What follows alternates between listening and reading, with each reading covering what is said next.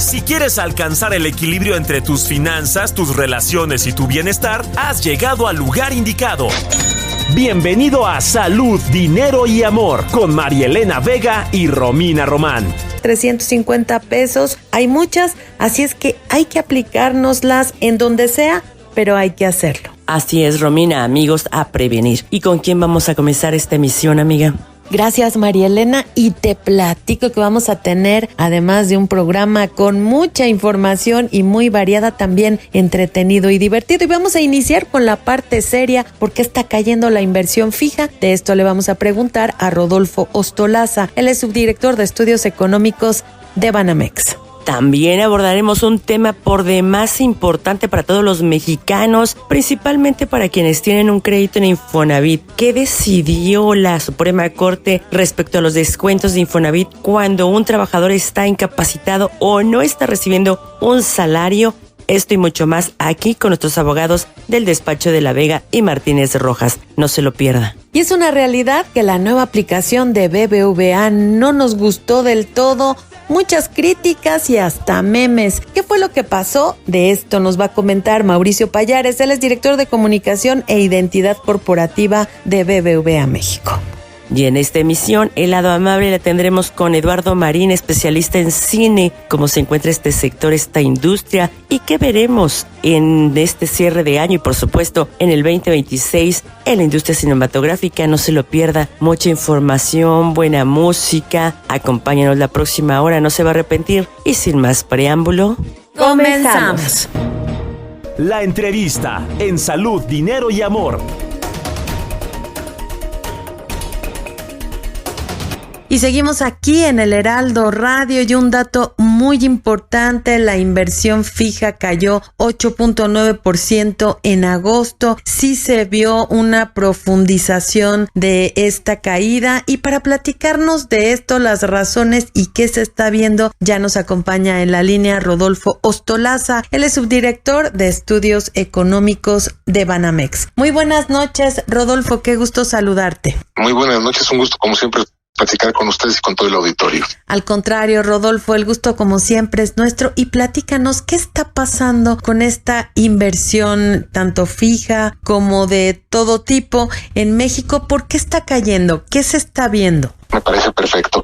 El dato que tuvimos ayer fue exactamente de la inversión, digamos, física, es decir, ladrillos, camiones, maquinaria, que lleva ya un año con caídas consecutivas en términos anuales. Esto es también una consecuencia de lo que sucedió en años anteriores. 2022, 2023 tuvimos un incremento muy fuerte de la inversión pública por las obras insignia de la administración anterior y esto se fue secando poco a poco. Eso disminuyó ciertamente la inversión pública que muestra las mayores caídas, también por este esfuerzo de consolidación fiscal que se está realizando en la actual administración, pero del otro lado tuvimos un cambio en las condiciones. ¿A qué me refiero? Primero, pues ganó Donald Trump la presidencia, es actualmente el presidente de Estados Unidos, y eso aumentó la incertidumbre, sobre todo por el tema arancelario, ¿no? Y por el otro lado, a nivel interno también tenemos desafíos, uno de ellos, por ejemplo, la reforma judicial, otro la desaparición de los órganos autónomos, y todo esto se tradujo en una mayor aversión al riesgo por realizar inversión productiva, esa que nos permite crecer, que nos permite multiplicar el PIB en el tiempo. Esa se redujo de manera muy importante en todo lo que va del año porque las condiciones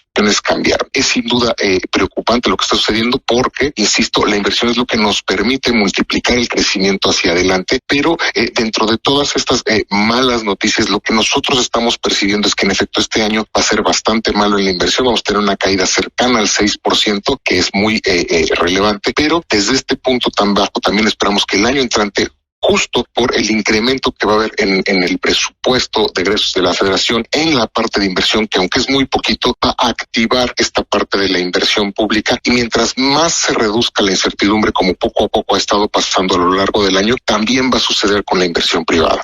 Rodolfo, sin embargo, vemos indicadores, por ejemplo, que podrían pensarse que se va a incrementar pues esta volatilidad.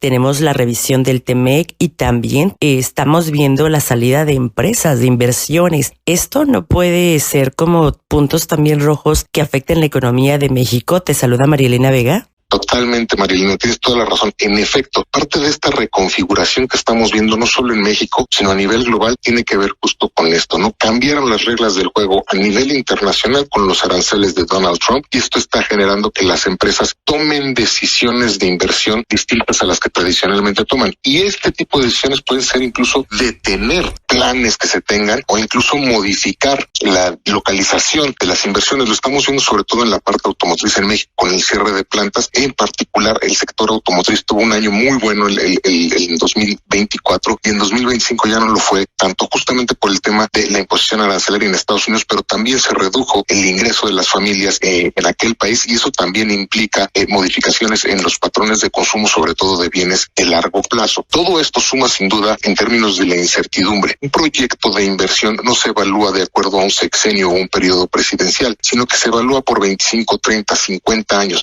Es decir, se realiza toda una proyección muy a futuro, y cuando las condiciones iniciales cambian o son demasiado inciertas, las empresas deciden mantener esos recursos en otro tipo de inversiones, mantener más financieras, mantener de lado esta parte, buscando mejores condiciones para poder iniciar los proyectos siempre que se tengan una certidumbre, ¿no? Rodolfo, bueno, pues ya son 12 meses de caída en la inversión fija, pero ¿a dónde se están yendo estas empresas que están bajando la cortina en México y de qué sectores? Son dos cosas distintas. O sea, lo que estamos viendo en la inversión es que no se está realizando al mismo ritmo que el año pasado. Es decir, no se están generando nuevas empresas, nuevos proyectos al ritmo que se venían generando en los años pasados, insisto, muy influenciados por la inversión pública. En cuanto a las empresas, están cerrando sobre todo en la parte automotriz. Queda claro que tiene que ver con un tema de demanda. Han visto cómo está disminuido y por eso han tomado decisiones, por ejemplo, de cerrar la planta de Compass, ¿no? Estoy pensando. Y esto tiene que ver también con el entorno global que tenemos,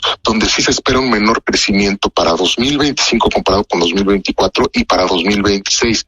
Los propios organismos internacionales están diciendo que esta era de crecimiento podría estar acabado, porque además tenemos otro tema muy relevante, que es justamente la revolución que ha generado la inteligencia artificial, donde vemos a las 7 magníficas en el Standard & Poor's que están generando todo el rendimiento, y el resto de las otras 493 empresas muestran un rendimiento mucho más modesto. Todas estas reconfiguraciones afectan sin lugar a dudas las decisiones de los agentes, en particular la inversión, donde lo que estás buscando es colocar justamente en aquellos recursos que te generen mayor rendimiento a lo largo del tiempo, ¿no? A ver, Rodolfo, como estudioso, como economista, investigador, hablas de que concluyó la era de crecimiento. ¿Esto cómo se va a ver reflejado en el bolsillo de los mexicanos de a pie? Fíjate que es un tema muy importante. Un indicador que nosotros utilizamos como economistas justamente es el crecimiento del Producto Interno Bruto. Para este año, Banamex tenemos pensado que va a crecer 0.4%, es decir, muy poquito con respecto al año pasado. Y para el siguiente año sí vemos un mayor impulso en 1.5%. Sin embargo, estos datos, considerando también el de 2024, implican que el crecimiento del producto de la actividad económica está por debajo de su potencial de largo plazo, que nosotros estimamos más o menos en el 2%. Es decir, estamos creciendo muy por debajo de las capacidades reales de la actividad económica, del sistema económico mexicano. ¿Por qué? Por todos estos temas. Incertidumbre, el cambio en la administración, todo esto termina afectando justamente el desempeño de la actividad. A nivel internacional lo que se ve es, bueno, después del gran desastre económico que fue la pandemia, vino una recuperación importante para regresar a los niveles que existían antes de este fenómeno sanitario, y actualmente digamos que el impulso que tenía tras esta recuperación se ha venido apagando y se ha recuperado a nivel mundial una tendencia de crecimiento ligeramente por debajo de crecimiento histórico, ¿no? Porque justamente han cambiado las instituciones, digamos, las reglas del juego. Donald Trump se ha venido a modificar las reglas del comercio internacional, y eso genera mayor cautela por parte de los agentes. Rodolfo, tanto en inversiones. Nos queda. Perdóname. No, al contrario, nos queda un minutito, pero pues esta revisión del TEMEC que se va a dar en el 2026 podría agudizar estas expectativas de inversión. Yo creo que va a suceder lo contrario. El tratado que existe a nivel Norteamérica es una herramienta que nos ha permitido, por ejemplo, en el caso de México, seguir exportando a Estados Unidos libre de arancel cerca del 80% de nuestras exportaciones. Esto quiere decir, antes de que se impusieran los aranceles de Trump,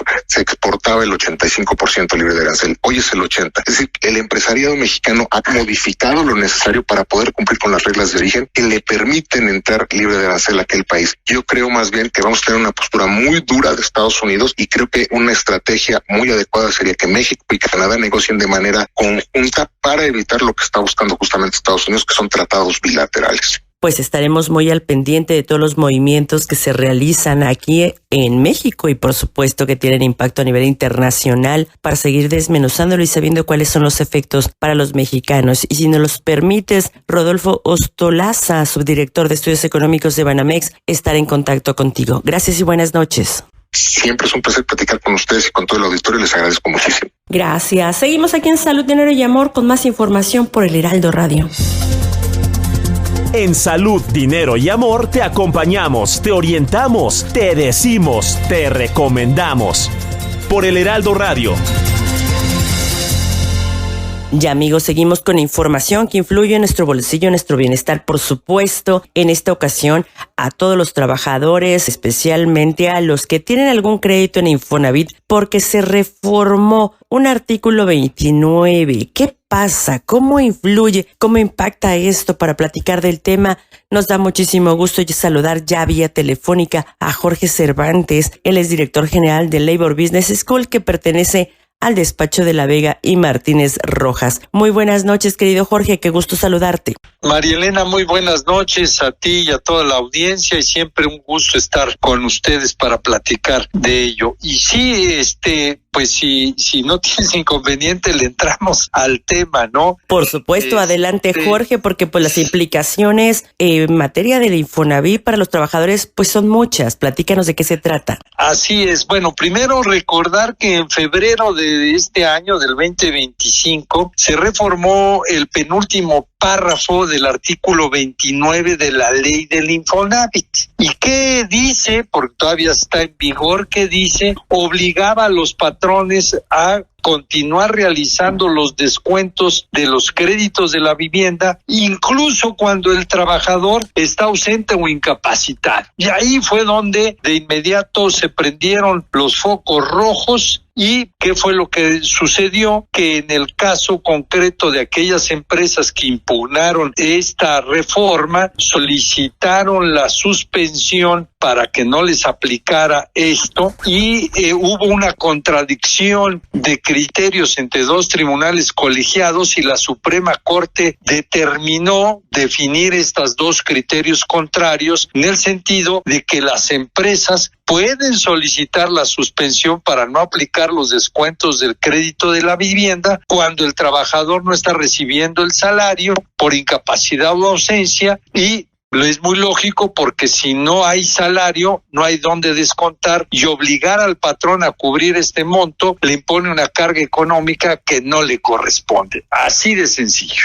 Jorge, ¿y por qué esto que es de la mayor relevancia y que le ocurre a miles de trabajadores todos los días, por qué no se volvió un tema de discusión nacional? Te saluda Romina Román. Romina, muy buenas noches. Bueno, si bien es cierto que afecta a los trabajadores en general, y también afecta pues particularmente a los empleadores, y el punto central es eso, de que si el trabajador estaba ausente por una incapacidad, ¿por qué razón había que cargarle esa imposición al empleador respecto de tener que cubrir ese monto, ¿no? Entonces el patrón asumía una obligación que no era propia, y el trabajador se arriesgaba a generar una deuda acumulada. En estricto sentido, ¿cuál era el problema? Que si no hay salario, no hay de dónde descontar. Entonces las empresas terminarían pagando un préstamo que no es suyo, y eso pues no es razonable, y de ahí fue la inquietud que surgió para las empresas, para los empleadores, para que pudieran impugnar esta reforma. Jorge, y entonces precisamente, ¿qué es lo que modifica? O sea, ¿cuáles son las modificaciones específicas que hace esta reforma, el artículo 29?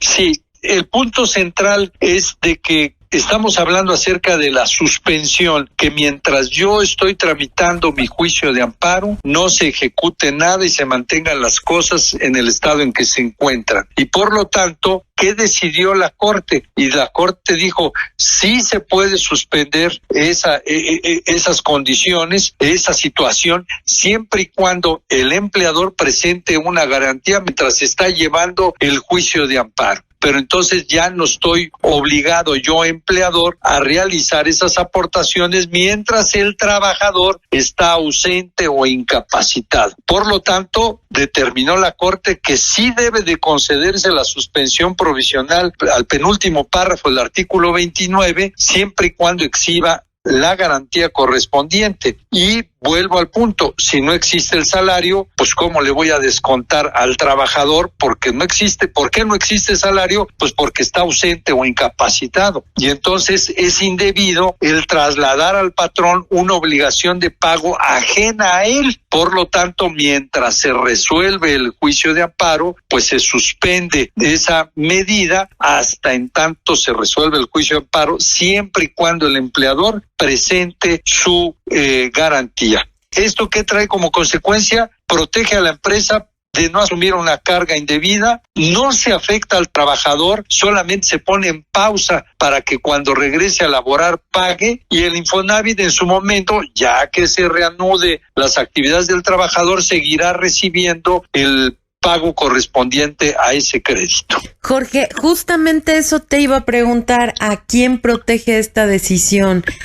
Beneficia, por supuesto, a las empresas, a los trabajadores, nada más para recapitular y para que a las personas que nos escuchan les quede bien clarito. Por supuesto que defiende a las empresas, ya que no van a tener que pagar un crédito que no les corresponde, y podrán solicitar la suspensión en el juicio de amparo siempre y cuando exima la garantía. Beneficia al trabajador porque no se acumula un saldo de deuda injusta mientras esté incapacitado, y se protege también el derecho a la vivienda y a la seguridad social. Y como lo mencionaba hace un momento, también el Infonavit va a ser beneficiado porque en el momento en que el trabajador reanude sus actividades, en ese momento se va a volver a cubrir el pago de los créditos del Infonavit.